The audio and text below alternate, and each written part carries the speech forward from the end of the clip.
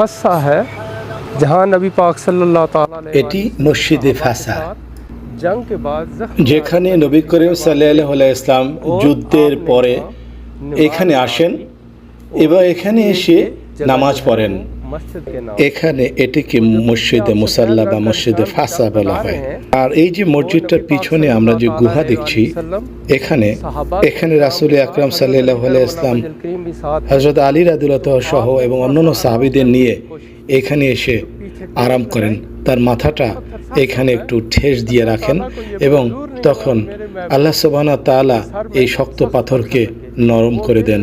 मोम की तरह এরপর প্রিয় নবী হযরত মুহাম্মদ সাল্লাল্লাহু আলাইহি ওয়াসাল্লাম এখানে বসে নামাজ আদায় করেন এবং नमाज अदा তিনি ছিলেন আহত, তাই তো তাকে এখান থেকে তারা তখন ওই যে দূরে যে গুহা দেখা যায় সেখানে গিয়ে অবস্থান করেন।